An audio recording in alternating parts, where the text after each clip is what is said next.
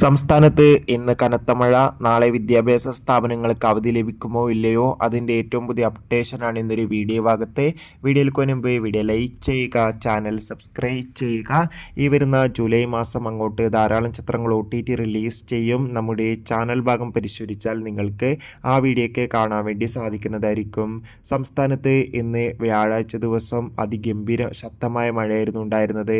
കാസർഗോഡ്, കണ്ണൂർ ജില്ലകളിലൊക്കെ ശക്തമായ മഴയായിരുന്നു.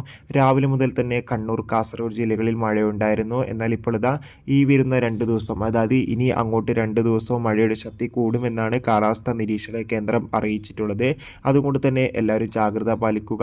അതോടുകൂടി നിലവിൽ വിദ്യാഭ്യാസ സ്ഥാപനങ്ങൾക്ക് ഇതുവരെ അവധിയൊന്നും പ്രഖ്യാപിച്ചിട്ടില്ല. എന്നാലും ഓറഞ്ച് അലർട്ടാണ്. ഇനി അവധി വല്ലത് പ്രഖ്യാപിച്ചാൽ ആ ഒരു അപ്ഡേഷൻ നിങ്ങളിലേക്ക് എത്തുന്നതായിരിക്കും. ആ ഒരു അപ്ഡേഷൻ കിട്ടാൻ വേണ്ടി നമ്മുടെ ചാനൽ ഇപ്പോൾ തന്നെ സബ്സ്ക്രൈബ് ചെയ്യുക. കൂടുതൽ അപ്ഡേഷൻ അറിയാൻ വേണ്ടി നിങ്ങൾക്ക് സാധിക്കുന്നതായിരിക്കും. ബൈ.